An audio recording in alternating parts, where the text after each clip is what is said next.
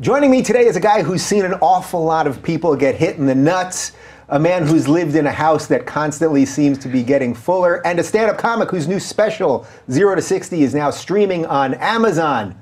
Bob Saget, welcome to the Rubin Report. Thank you. I'm excited to be here. You're a very smart man. I cannot keep up with you mentally. But we did have dinner, and I seem to keep up with the entrees.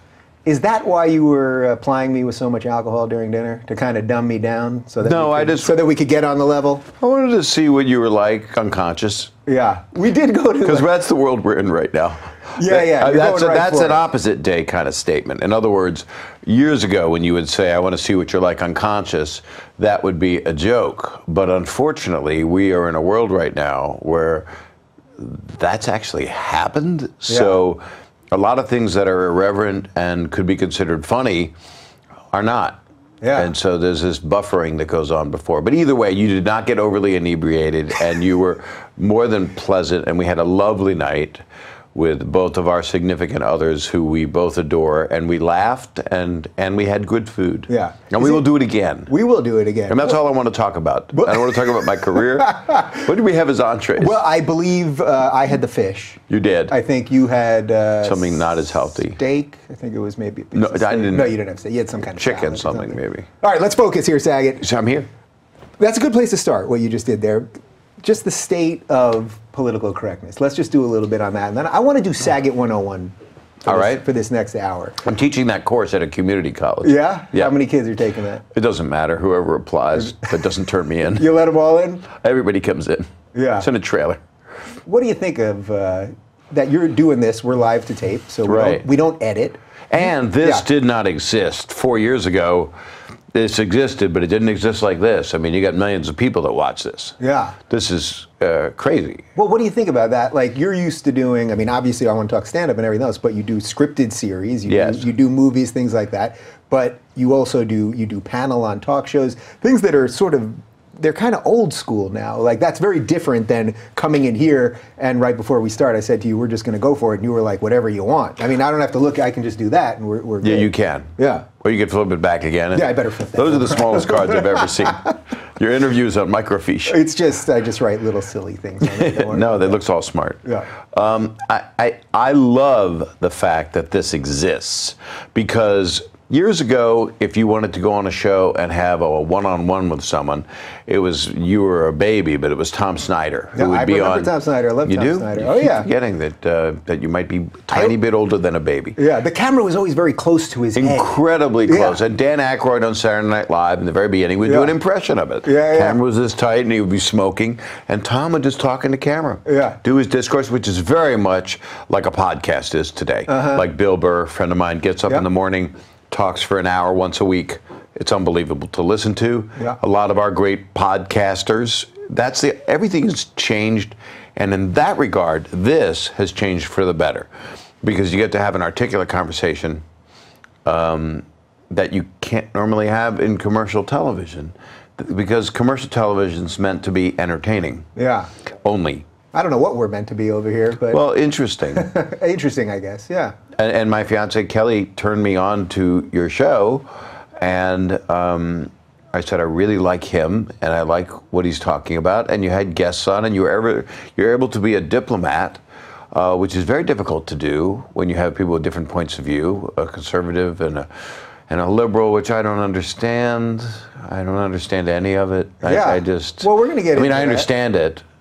But, I mean, we're mammals. Yeah. We're supposed to stay alive. Yeah. We're supposed to be nice to another mammal. We're not supposed to hunt it and kill it. Depends which kind of mammal you are, actually. If it's delicious. Yeah.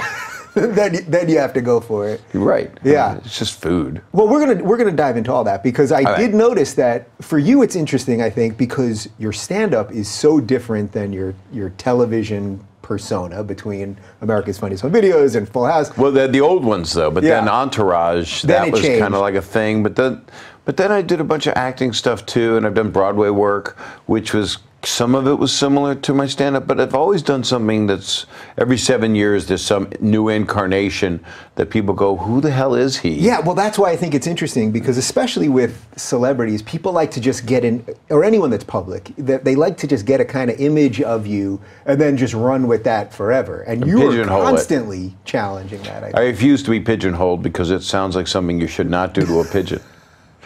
Now, see, that's the kind of joke you can still do. You can still do that because it's not a human being. Yeah. It's a pigeon. Yeah. The only people that are going to be really upset about that would be the Humane Society. Yeah. And they are right. The ASPCA is all over this show. They're just. I don't see their name anywhere anymore. I think they're out. You think they're done? I don't know. I think it's the ASPCA-NRA. I think they've combined so that you take care of the bird and then you fire at it. Is that going to fly well on this show? I think it will. You know, we've got those chickens out there, and one day people always ask me, what are you going to do when they stop laying eggs? Are you just, Wait a minute. Now, those are chickens, but they're so beautiful. I thought they were males because they had the red Malay, what's it called on that? I know you were very excited to say cock over. I said you have 3 beautiful cocks. But no, those are actually, those are female hens that lay eggs. And what do I'm you do? doing this for the eggs, not just to That's Woody Allen, which was Groucho Marx. I need the eggs. I need the eggs. But that's the truth. Annie Hall. That's the truth. All right. Go ahead. This is the problem with me. As a talk show guest, as a comedian, and as someone without a script, I free associate, and I sometimes do not stay on track. But you are so smart and linear, you are going to keep me on track, and I will do my very best to accommodate you. And I will do my best to accommodate you. So okay, this is fair. Let's start at the beginning. You were born in Philadelphia. I was. Yeah. In Einstein Hospital. Einstein Hospital? Yes, and it is still there. Is that in honor of Albert Einstein? It is. Huh. It is, and it's on Broad Street. And I was born there, and my dad worked for a supermarket company called Food Fair Pantry Pride Supermarkets, and he was a meat executive.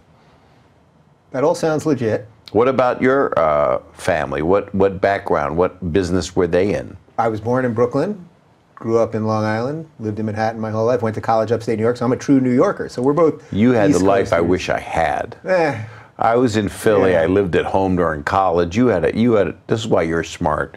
And I go out and tell a bunch of wiener jokes. I know, but I'm going back into that now, as you know. Yeah, you are. You're out doing stand-up. I told you I'm going back into stand-up. You were very excited. I'm excited. You also told me you're playing the Irvine Improv. Yeah. And when is that? Oh, that wasn't even public till just now. That's great. Is that okay to say? That's April 8th. April 8th. My first headlining gig in 10 years. And this is one of the nicest clubs in Los Angeles and in anywhere, really. I mean, it's like 600 people, 700 people. It looks like a spaceship. It looks like a Disney exhibit. And it's in Irvine, which is why they called it the Irvine Improv. And I couldn't put that together. Why do they call it the Irvine Improv? And I don't know, but they're smart people and nice people. You will bring smart people because you have so many people that you will bring your audience, that's the advantage of what we do. Yeah. You know, whatever we do, whatever media we're on, that's who comes to see us. That's got to be the most beautiful shift in comedy, right? Do you remember that moment when you went from like being a guy that was just, trying to get on 8th out of 10 comics at the end of the night and nobody knows who you are? Do you remember the beginning of when people were going, I'm going to see Bob Saget? Something weird happened with me, which was I started doing stand-up when I was 17. And what year was that? That was 73. Wow. So, because I'm 104 on the freeway. Look at that head of hair, though, for 104. Not bad. No, very impressive. But I had to do the drops. I take the thing. I take a Propecia. That's supposed Trump's on the Propecia. He seems fine. Oh, please don't compare me to that. That's the hair?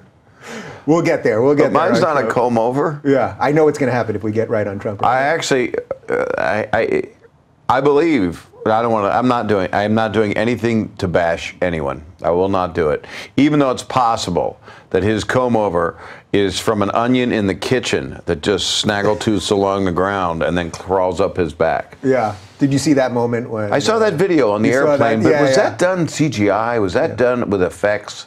Because that didn't look possible. It looked pretty fake. But let's Let's put Trump aside. I want to talk stand-up. Yes, because... Do you remember that moment when things changed? Yeah. What happened was I came out to L.A. I had won the Student Academy Award for a documentary I made about my nephew who had his face reconstructed when he was 7.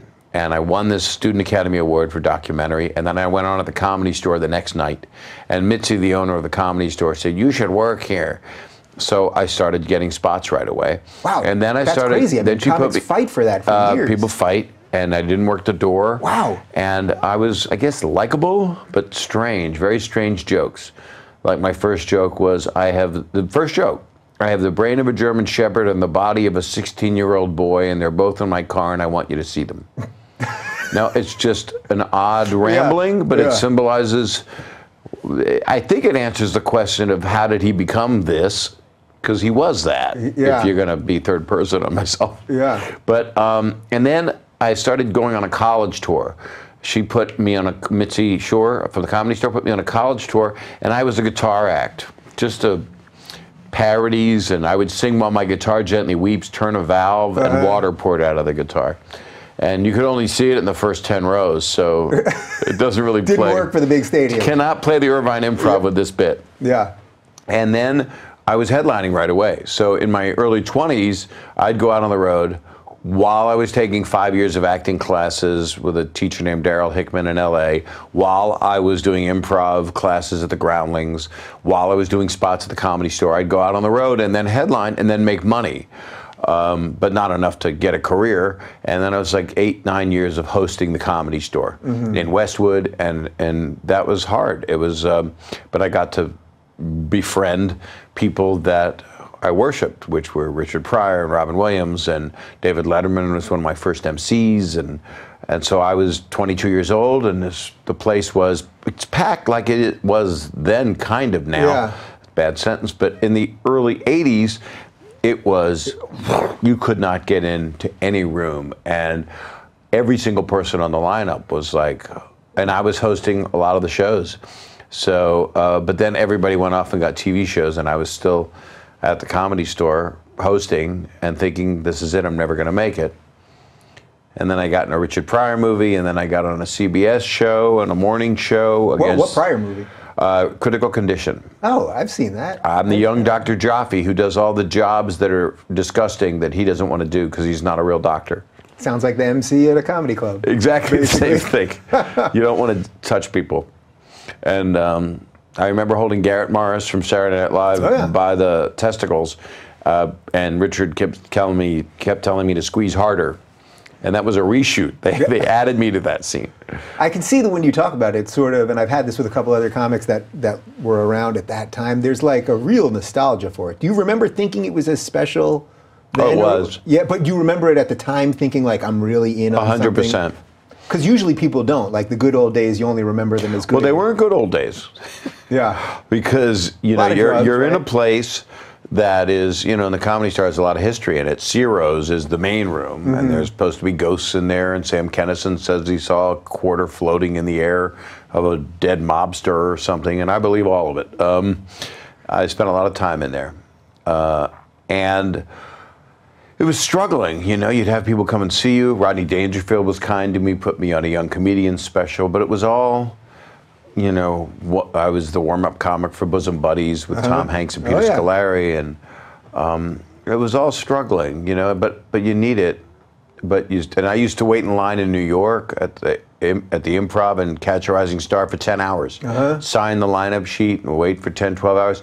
And I think there's something, if you come out of the dugout, if you really, or the trenches, sorry, dugout's fine. Yeah, dugout means you're gonna bat, maybe. But if you come out of the trenches and you go through it, it's almost, oh, guy had a heart attack in the audience. Oh, I've had that happen before. You know, oh, this guy's getting thrown. Oh, there's a guy's got a gun. Oh, yeah, that happened to me in Cleveland. I remember that. Yeah. You know, it gets to the point where you're almost a pilot on a plane. You know, it's like, oh, I'm ready for anything. But what you want to do is make people laugh. And that was the hardest transition for me, was to take off the guitar and to learn to be a comedian. Yeah. And so what was that moment like for you? Really hard. I had a guitar on for like 4 years. I took it off, and I bombed for a long time. I would do it. I used the club for what it was supposed to be used for, but it didn't service me. It didn't help me get a sitcom. If people saw me, they went, he's amicable, but he's not funny. And I was trying to do jokes, and a lot of them were... There was a talent coordinator for The Tonight Show. I could never get on as a comic. I got on to do panel with Johnny Carson. Thanks to Gary Shandling for putting me on the first time, and then Jay Leno. I was on once with him, but then I was on with Carson 13, 14 times, and then and always panel. But I never went on as a comedian because this talent coordinator who passed on named Jim McCauley, who helped a lot of people's careers, except mine. But he did help me in a way. He said, "You're very funny, but your act is like a stone skipping on the water. It never really digs in."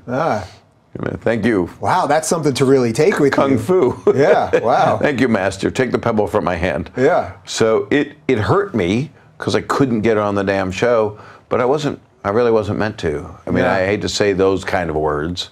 You know, it's not meant to be or whatever, but it was a hell of a lot better to sit there and talk a couple segments with Johnny Carson and him like me and be able to talk to a guy that you looked up to so much because he was kind of the master. Imagine. Like that, like I'm emanating true jealousy. Whenever I hear any of you guys talk about Carson, it's like that. And I am not even making this up because I'm not delusional. He liked me. And I still can't figure that out. But I would say something like, David Letterman had a lot of his amazing qualities. And it would respond the same way to this, because one of my patters that I would say is, "This is true." And Johnny would go, "I don't care. Yeah. I don't care if it's true, just tell it." And David would be the same thing. And I would go on Letterman and I would go, "This is true." He goes, "I don't care if it's true or not. Just make it funny. Just say it." I'm blanking on the title of Bill Maher's first book, the novel that he wrote about stand-up. But the first line in it, he says something about "this is true," which is exactly what a comic says when they're about to tell you something false. Correct. And that's how the novel. What the hell's the name of the book? I'll get it in a second. You should know. You travel with this guy. I should. I know him. I saw a picture of you squeezing We are his boob. depleted in reading each other's books. Yeah. He hasn't read mine either. True Story is the name of the book. Oh. True Story. That's a brilliant time. Also, think about this, but seriously, folks, I mean, that is the segue into your next joke. Yeah. Or Bob Hope. I want to tell you.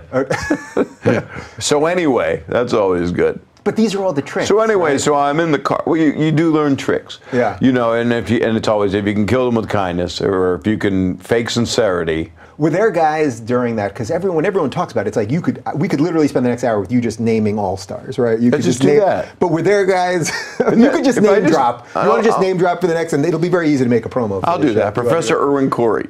See, no one will know that. Well, I know it, but yeah, but were there guys that you thought were truly Bill Hicks, transcendent? Yeah. So a guy like Bill Hicks, that's transcendent. Yeah. That's a guy who worshipped Sam Kinison, who was a friend of mine. I got Sam his first spot at the Comedy Store.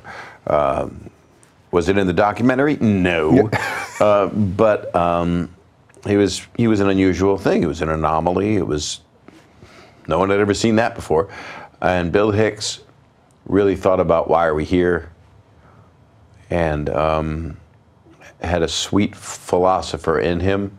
It was a gentle George Carlin kind of thing. Mm-hmm. Wasn't that gentle, was it? I mean, from the stuff you probably saw a gentler version. I did because I knew him, and he was kind of. I knew him when he was really young. Yeah. You know, I met him when he was like 18 or something, or 19, and he kind of took to me, and his loss was very sad. I would have loved to have seen what he would have arrived at. Yeah. If he died very young. Because that's the type of comic we need more of, right? Especially now, like thoughtful, but guys that are really saying something. Like to me, we got them. I mean, you know, I'm getting back in, so maybe I'll find them all again. Well, you can't help but reckon with Chappelle. I mean, the man is, you know, he's awesome. Arguably the best living stand-up. It reminds you of Richard, who was at that time the best living stand-up. Might be still.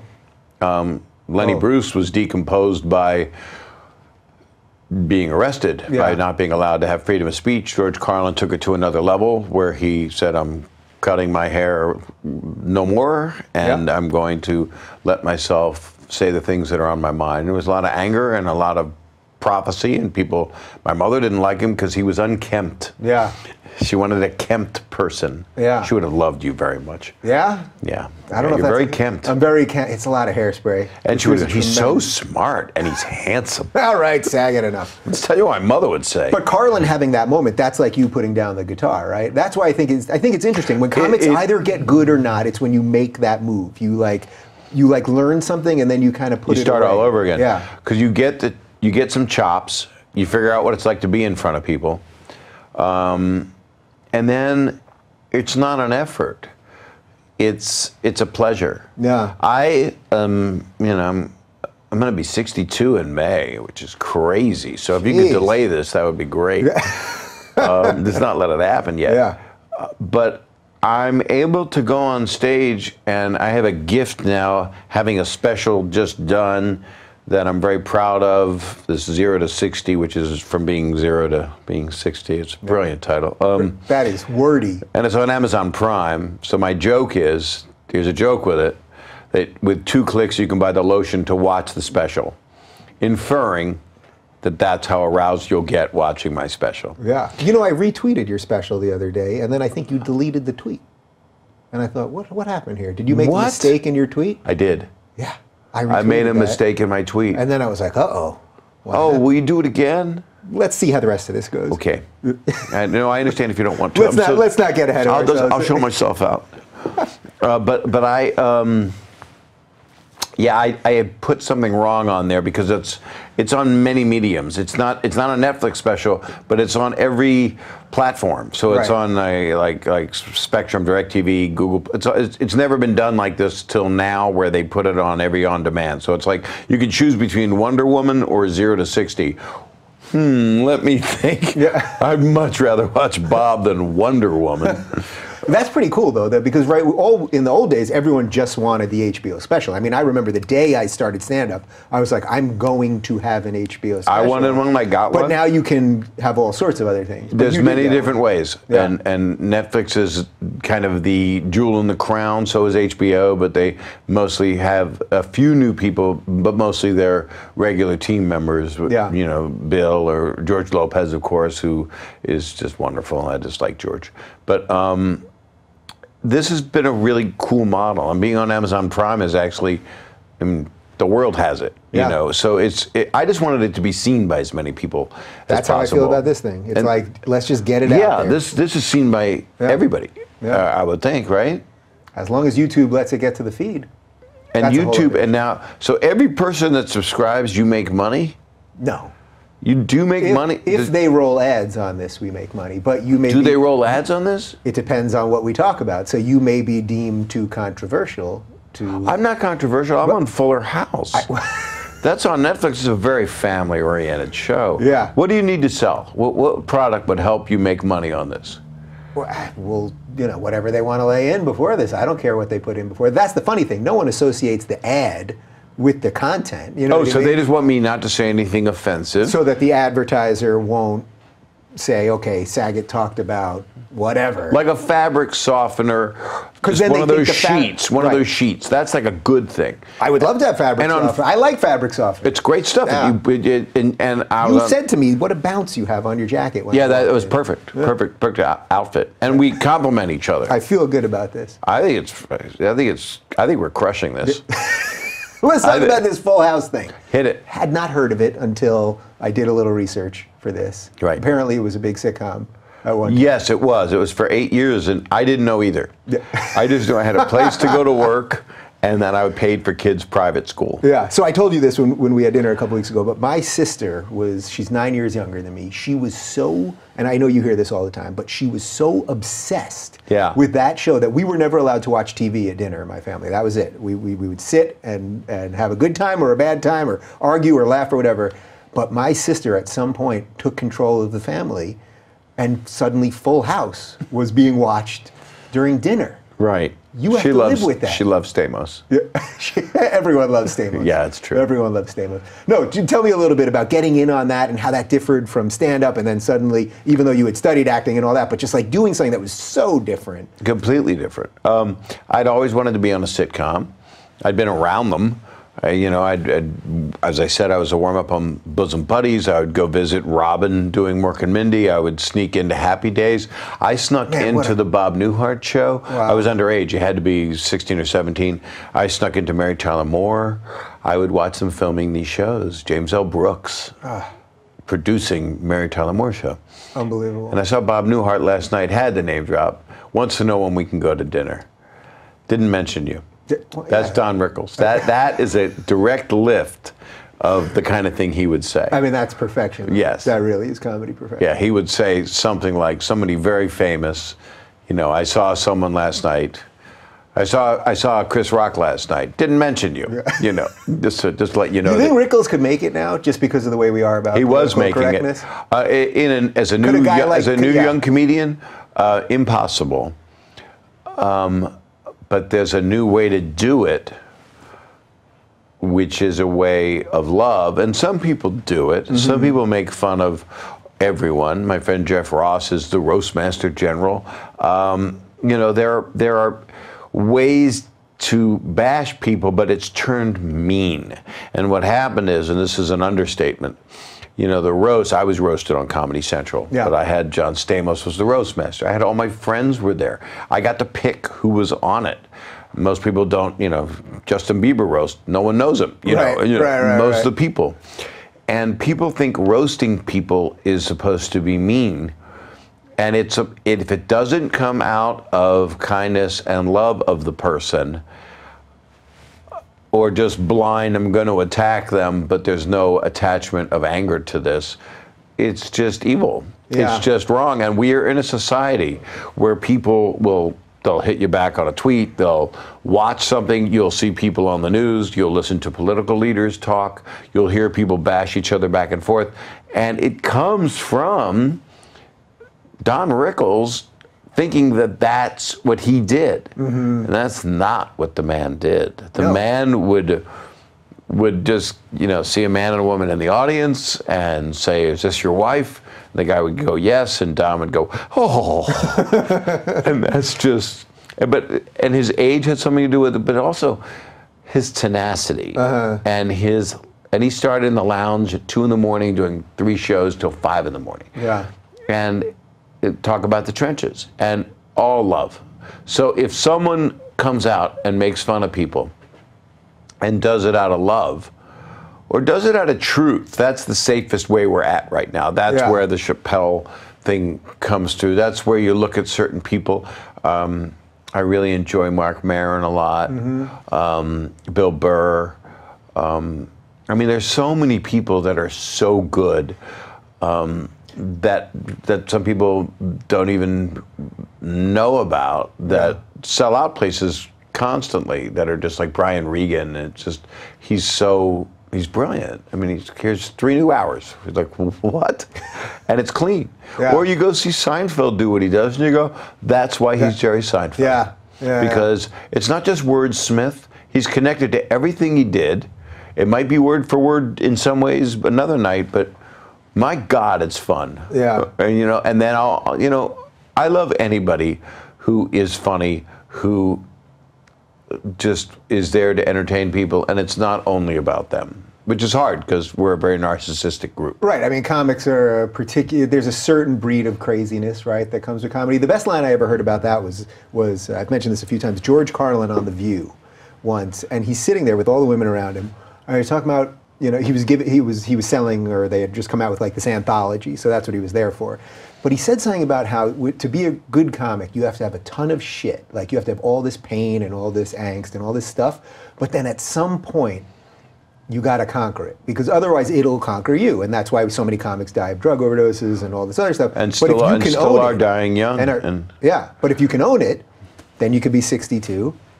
And I don't know if I'm going to be doing stand-up at 90, but I'll be doing forms of it. Yeah. You couldn't stop even if you wanted to, right? I could not stop working. I just directed this movie, Benjamin, which I'll talk about at length in the third hour of our interview. But I have to leave after hour 2, but you're welcome to. I'm going to stay. Yeah, We're just going to keep going. It's just going to be me and the camera. But I love working. Without it, I'm an artist, and it sounds so Fruity Pebbles to say that, but I just am, and I always will be, and I'll be making, whether it be directing or writing or performing. I love acting. There's no limit as long as you can stand and walk and bend and remember things. Yeah. Not fall into an open trunk. Right. The memory one goes first because now there's guys on Broadway that are using IFBs, earwigs. Yeah. I was going to say IB. What's the intercontinental? IBMs. Missiles? Yeah, not those. That's a different thing. No, that has been known, and I hopefully will live long enough that at 92 years old, I'll be on Broadway and I'll have an earwig in, and they'll feed me the lines, and I don't care. If I'm good, if it's done right. I saw Peter O'Toole and Amanda Plummer in My Fair Lady, the most miscast version of My Fair Lady on Broadway, and I think he had a thing in his ear. He was no child when he did it, playing. That character is very fascinating because My Fair Lady, which is a play, I don't know if people are familiar, but sometimes the audience skews a little. They skew a tiny bit older, but it's not a millennial's favorite. But it's Pygmalion, which of course loses more people. Gen X doesn't even follow Pygmalion. I know. But what's amazing about it is he's 40 years older than her. No matter how you play that play, that is a musical with Rex Harrison and Audrey Hepburn. He's 40 years older than her. He is maybe 50, but he's 60 and she's 20, and that's that. And he's trying to make her a classy woman in a chauvinistic, misogynistic, unacceptable way. And it is one of the best musicals ever written. For people that don't know, that was the original premise that was the original inspiration of Pretty Woman, right? Am I making that is true. I'm not making that up, right? No, you're not. All right, good. No, you're not. He's trying to make an honest woman out of an honest hooker. Yeah. All right, let's talk about this Full House thing. So then, right from honest hooker. Speaking of honest hookers, you did it. I was going to let you drop one of the girls' names, but okay. No. So all right. So then you're on television. Everyone knows who you are. You're I never answered your question. You're making a lot of money. This is such a good edit point. Yeah. No, we don't edit. I got offered the job. Yeah. I was fired from a morning program on CBS, which was against Good Morning America and Today Show, for being too hot for morning TV. They had another actor play the character of Danny Tanner. I always feel bad about that. Really? The pilot was shot with someone else? The pilot was shot with someone else. It makes me sad, but the same producers and other people in this business have done that before with many, many shows. Robin Williams was not the first Mork. Perfect Strangers was not Mark Lynn Baker. There was a gay housekeeper in the pilot episode of The Golden Girls. That guy got the boot. But that's what I played on Full House anyway. But I ended up with the part because I was fired, and they made it available for me. And Jeff Franklin, the exec producer, wanted me originally for it, and Bob Boyette and Tom Miller, who still produce Fuller House. It's a complicated thing, show business. It is so complicated. All you want to do is entertain a bunch of people. Yeah. And then all this stuff happens. And I played a character because I wanted to be on. 3 Men and a Baby had just come out. We were talking about that before we were rolling on this fantastic showbiz. We saw the Gutenberg at dinner that night. We did see the Gutenberg, and he brings his Bible. He didn't have the Bible with him. And that went over almost everyone's head. He had the fish. I got it. He had the fish, and he had enough for everyone. And the water, guess what it turned it? So anyway, sorry. So this part was something that I wanted. And 3 Men and a Baby with Steven and Ted Danson and Tom Selleck. Had just come out, and so we were that. We were, Dave and John, Dave Coulier and John Stamos were already diapering Ashley and Mary Kate, and I was not in those scenes. So they reshot the pilot, and all of a sudden the show, ABC fought to keep it on. It doesn't happen like that anymore. They put it on twice a week. It ran on Tuesdays, didn't run on Fridays. And then they started to run it twice a week for a while. And then they ordered more episodes, and it wasn't doing very well, but they believed in it. And we were on against Seinfeld, which also wasn't doing very well. Right, so that's around, what, like 89, 90 now? 87, 88. Oh, wow. Yeah. Yeah. So then 89 is, yes, we're not doing well. And then after 4 years, we started to do well. We switched studios from Sony, because I know people want to give their demographics right on Google Maps, to Warner Brothers to be on the same stage exactly where Fuller House is done now. Wow, that's pretty cool. And did the last 4 years there. And then it was a really big hit. And of course, with network television, if you look at ratings now, you go, oh my God, how could they cancel it with that share? Insane. And then we were offered to go to the CW or the WB, I can't remember what it was first, because it's all a blur. We were offered one more year to go there, and we just kind of said, John and I thought we did it, you know, we kind of got canceled, so why do we want to beg to go somewhere else? Yeah, and they do that sometimes with sitcoms, and it never works, right? No, you're somewhere else, and then people find it. What they do it for is for syndication.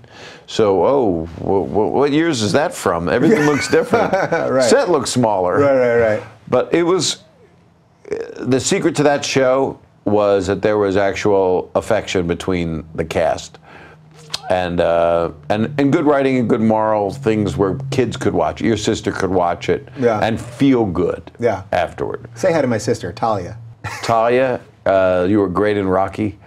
And That's right. That's right. Talia Shire. There you go. And I just, your brother loves you very, very much, and really appreciates that you would make them all watch Full House instead of have nice dinner. That did make the dinner nicer. All right. Well, let's do just a little bit more on TV, and then I want to talk politics with you and just sort of life, because you're a philosophical guy. I am a philosophical guy. It gets me in trouble sometimes. So you do Fuller House. Yes. You're a big star. Then you're also doing America's Funniest Home Videos. Another thing where it's a blooper show, and I'm playing on Sunday nights, 7 to 8 o'clock at night. People were in church that day, so then that night I'm hosting a show that has to be done very palatable for America and the world. It was #1 in China. Was that hard for you? Because you really had to ham it up, and you really had to, you know. It was a little difficult, and it was a gift horse. So the tree opens up.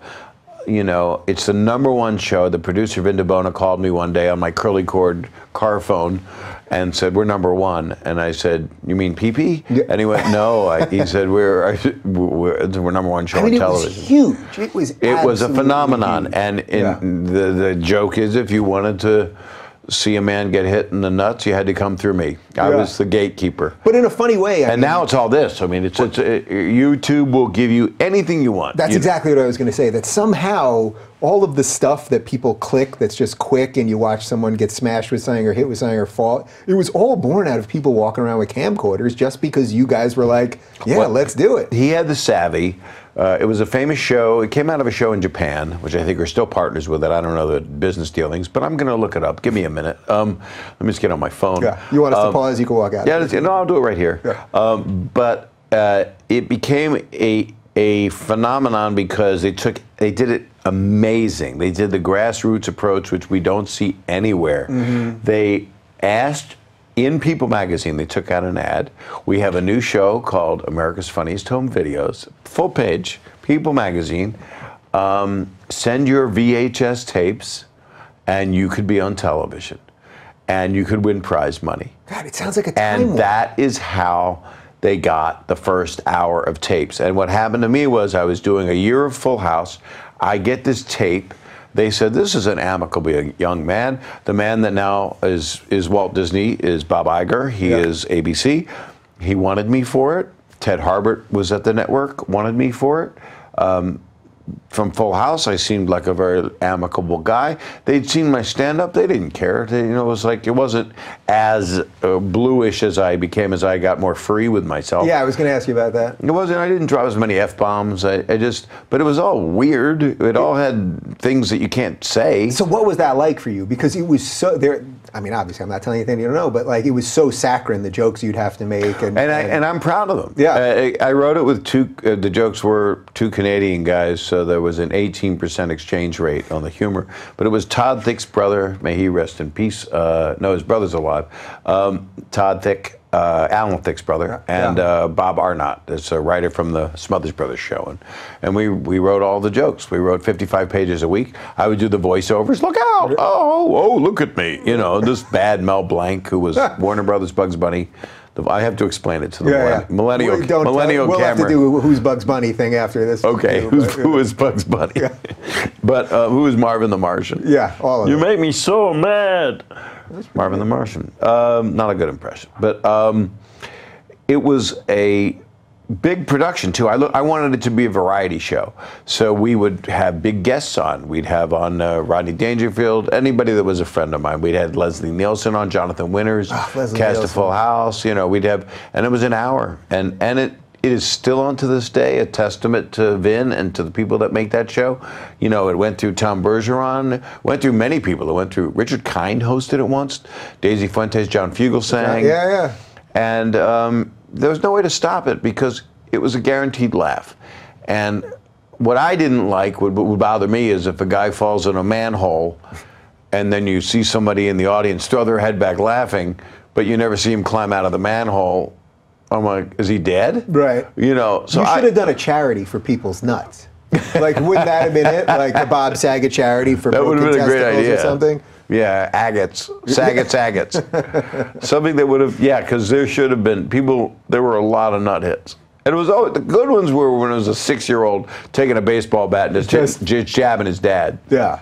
Even just before this, I just quickly put America's Funniest Home Videos in the YouTube search, and it's just nut hit after nut hit. There's one that's like 600 nut hits in a row. I mean, they just cut them real quick. Well, one thing that got to me was someone had sent me a clip reel that I think they aired on the show, which was old people falling, and that's when I was like, I'm glad I'm not there, because that was the only time I went like, oh, come on.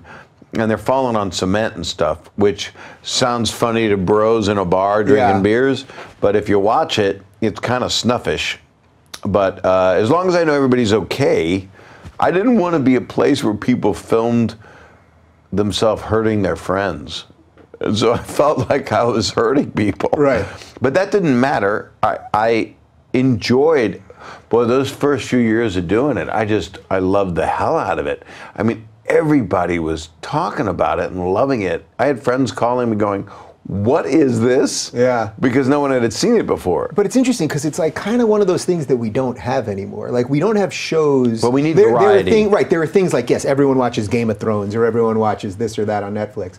But we don't have like sort of mainstream, like decent things that families can watch anymore. That put all the nonsense aside, you know? And that's what I want to do. That's kind of, and I'm in talks about a couple different things. Nice. I want to do something variety. I don't know what it is. You know, I love directing, so I just did this movie. So we knock on wood, people go see this movie, Benjamin, which we'll get to it for a second, right? Let's get to it right now. If you want. I feel that was the right way. But I will give closure to that last thing, just saying that I do feel that it would be wonderful to have a family sit down on a Sunday night. I mean, Wonderful World of Disney used to be on at 7 o'clock or 7:30 when I was a kid on NBC. Yeah. And you turn it on now, and it's just another one of those people punching each other in big sumo wrestler costumes. Yeah. And that's not what I want to see with my family. I want to see that's also the cheap replacement, and that's variety. Yeah. That's reality variety. But real variety is, we're going to entertain you, and we're going to bring out guests, and it's going to be fun. I mean, I guess SNL is the closest thing you have. Yeah, but that's not really. It wouldn't play in prime time, but you want something. You want something that's funny, but also you can do some serious stuff. You want something relevant. I mean, it can have everything. But I think it needs to make people laugh the most, and then it can have its waves in it. Yeah. And so we'll be taking pitches right after this. All right, let's talk Benjamin, and then Benjamin comes out in the summer. It is a movie that I've spent 7 years on. Jeez. It is an independent movie, very low budget. People just getting hit in the nuts? No one gets hit. There is a fight in it. Oh. At least. I can't tell you who. Me and Dave Foley. I won't talk. I don't want no spoiler alerts. It's really about a dysfunctional family, which is most families. And we believe that I directed it and I acted in it with some amazing people that I'll name really quickly, which are Rob Corddry, who's hilarious, Kevin Pollak, Sherry O'Terry, Dave Foley. Max Burkholder plays my son. He was on Parenthood. Mm-hmm. We think that he is on crystal meth. So it's a dark comedy. And I thought you meant the actor. No, not the actor. This is what the movie's about. Movie's about. Sorry, I was pouring my water. He plays Benjamin. No, sorry. We believe all the actors in the movie were on meth. I don't know what you're doing. All the actors in the movie were on crystal meth during the making of the movie in order to be able to survive working with me. Because I was out of my mind because we had a 15-day shoot. It was a low budget thing. Wow, jeez. Yeah, I know. This show has longer to shoot than my movie. And so in the movie, my son, Benjamin, we believe is on crystal meth. And so Mary Lynn Rice Cub plays my girlfriend. She's from 24, very good comedian actress. And she posts on Facebook that we need an intervention for the boy. And that's not where you post an intervention. People don't post interventions on Facebook. It's supposed to be kind of quiet and done properly. Maybe a note, post it. And so Rob Corddry is our family gynecologist. He leads the intervention, and Kevin Pollak plays my brother, and Perry Gilpin's in it, and Claire Mamet. Got to have a Mamet. She's so good at it. And David Hull and Johnny Weston, and it's an ensemble, and it takes place in one night, and it's just basically the one line would be on it that the person you think has the problem. It's the people, and I can't really give my own line. I wouldn't say much more than that. It's the family. The family. Your family is the one with the problem. You know, people. Somebody write a one line for this movie, quick. Yeah. We need it for the one sheet. But the people that you think have the problem. The people that are accusing someone of having the problem are the ones with the problem. Oh, that's a spoiler alert. That's a little bit of a spoiler, but I feel like that transcends this movie. That's just a general thing these days. It's a serious movie with a comedy bent to it, and I'm very proud of it. Yeah. And so it'll. Thank you for letting me plug-ola that. Yeah. Let's move to politics.